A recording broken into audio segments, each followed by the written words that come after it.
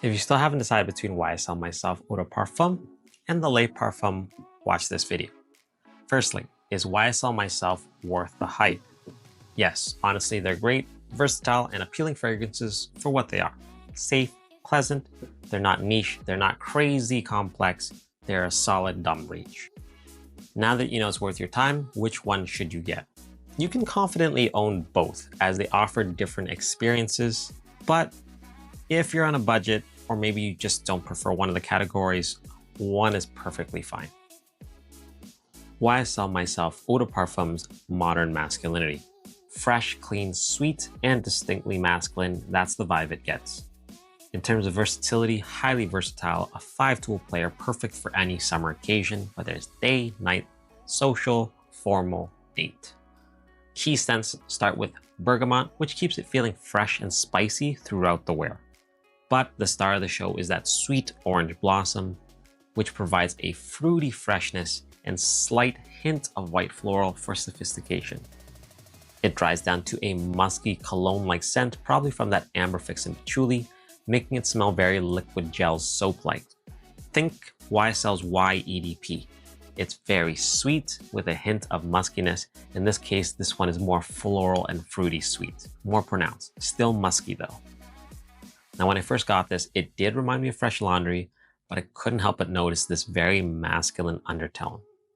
The vibe was very much of a guy who knows how to take care of himself, has a skincare routine, facial cleanser, toner, serum, moisturizer, and SPF 60, maybe some snail mucin if he's feeling a little bonita. This was just honestly modern masculinity. Gone are the days of rubbing some dirt in it and just washing your face with cold water. It doesn't work for everybody. Oddly enough, when I looked up YSL's Mysf's EDP on the website just to do some research, I found that the marketing campaign had nailed it to a T. That's what they were trying to promote, modern masculinity. Also, the witty use of changing myself to myself without the E, that's pretty good. Moving on to YSL Mysf Le Parfum, modern gentleman. In terms of the vibe, more mature, slightly more unisex, transitioning from powdery and fresh to smooth, creamy, and sensual. In terms of versatility, better suited for cooler summer nights, autumn and spring. It can still work daytime, summer. Maybe it'll lose out some performance on those super hot days. This features a spicy black pepper. Now the orange blossom in this is much more powdery than the one in the EDP. The dry down is dominated by a sweet, dark bourbon, vanilla, and amber, with a patchouli to give it that musk, sweet, decadent, and sensual. Now this creates a powdery, then creamy effect reminiscent of velvet. This dry down was very similar to Chanel Allure Homme Sports Eau Extreme and Versace Eros, which is a powderiness with a sharp amber sweet undertone that led to more sensual and creamy. Honestly, I didn't think this was very masculine. I think we tend to interchange words in the nuance, we lose the meaning. This is a gentleman's fragrance, but oddly enough, this has no tonka or iris. It was honestly all orange blossom and that vanilla combining to make a powdery then creamy sensation.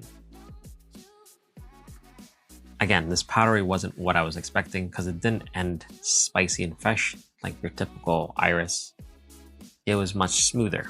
When I did my research on YSL's website, they used the word velvet, and honestly, that is a perfect summary. It's not just creamy, or they would have used silky or cashmere. There's some resistance to it, much like touching a piece of velvet.